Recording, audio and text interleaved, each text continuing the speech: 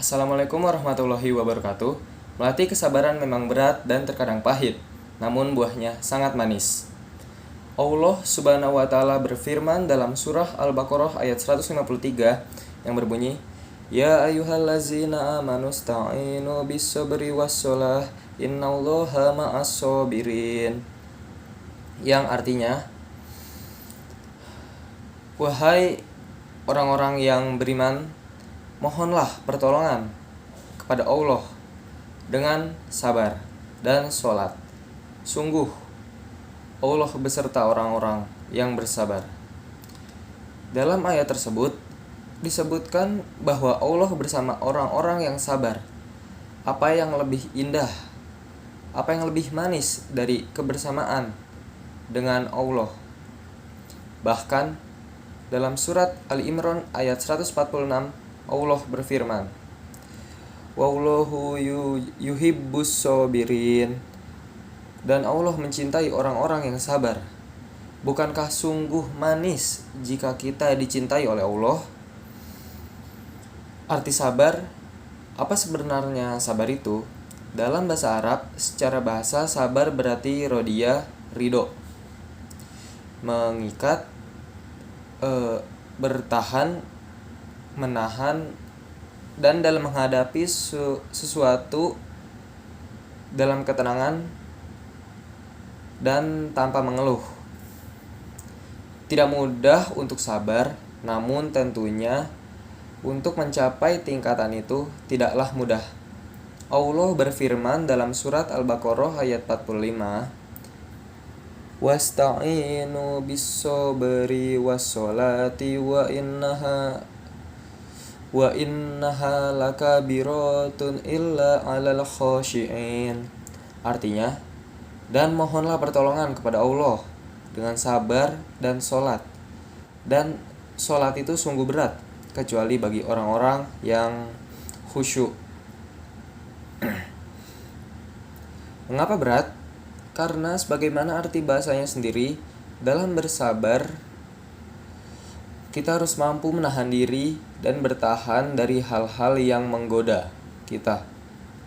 Dari hal-hal yang tampaknya menyenangkan dan memberikan kenikmatan. Jenis kesabaran. Jika kita berkaca dari kisah Nabi Yusuf dalam Al-Quran, setidaknya ada 3 jenis kesabaran yang harus kita asah, yaitu sabar menahan amarah, melawan godaan, nafsu, dan menghadapi cobaan. Sabar menahan amarah. Bentuk kesabaran yang pertama adalah sabar dalam menahan amarah.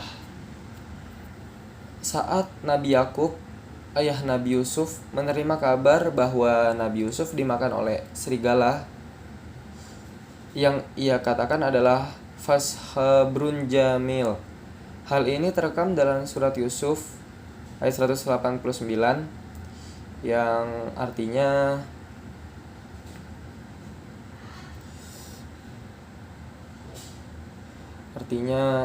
dan mereka datang membawa baju gamisnya yang berlumuran darah palsu.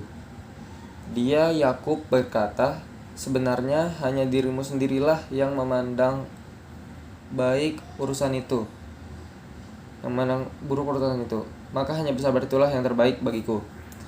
Dan kepada Allah saja memohon pertolongannya terhadap apa yang kamu ceritakan. Kesabaran menahan amarah juga ditunjukkan oleh Nabi Yusuf di penghujung kisah Nabi Yusuf.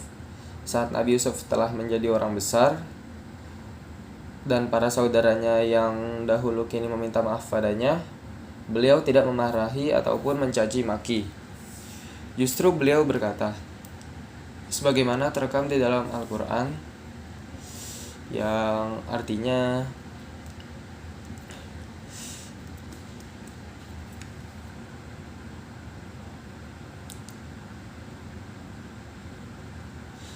dia Yusuf berkata, pada hari ini tidak ada cercaan terhadap kamu, mudah-mudahan Allah mengampuni kamu, dan Dia Maha Penyayang di antara para penyayang.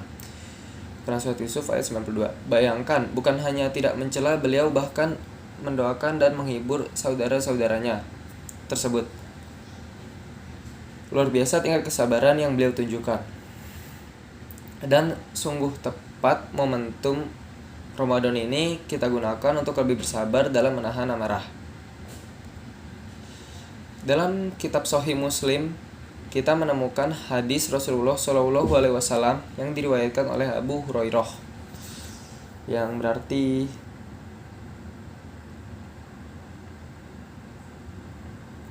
jika salah seorang di antara kamu berpuasa, hendaklah dia tidak berkata-kata yang kotor ataupun melakukan perbuatan yang bodoh. Dan jika ada seseorang yang mencelanya atau mengajaknya bertengkar, maka hendaklah ia berkata, sesungguhnya aku orang yang berpuasa. Sesungguhnya aku seorang yang berpuasa.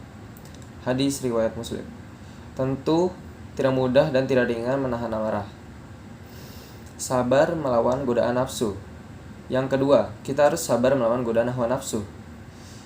Ketika Nabi Yusuf beranjak dewasa, ia sempat digoda oleh seorang wanita untuk melakukan sesuatu yang dilarang oleh Allah Subhanahu wa taala.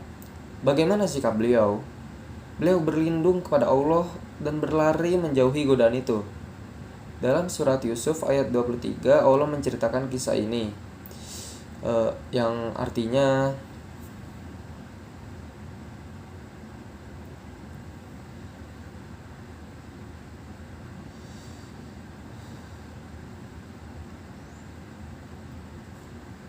dan perempuan yang dia Yusuf tinggal di rumahnya menggoda dirinya, dan dia menutup pintu-pintu lalu berkata, marilah mendekat kepadaku.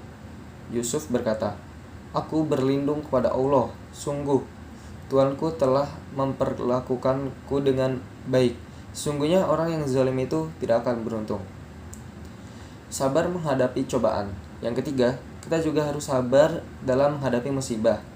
Dalam surat Yusuf, Allah mengisahkan bagaimana sang raja bermimpi melihat 7 ekor sapi betina yang gemuk dimakan oleh 7 ekor sapi betina yang kurus, 7 tangkai gandum yang hijau dan 7 tangkai lainnya yang kering. Nabi Yusuf menafsirkan mimpi itu sebagaimana dia berkata, agar kamu bercocok tanam 7 tahun berturut-turut sebagaimana biasa, kemudian apa yang kamu tuai hendaklah kamu biarkan di tangkainya, kecuali sedikit untuk kamu makan. Kemudian setelah itu akan datang 7 tahun yang sangat sulit, yang menghabiskan apa yang kamu simpan untuk menghadapinya.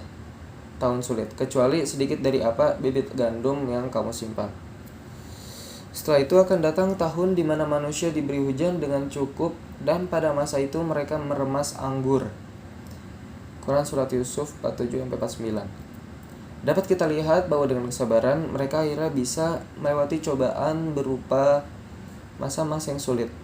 Dan 7 tahun yang sulit itu saat dilewati dengan penuh kesabaran, akhirnya membuahkan tahun yang manis.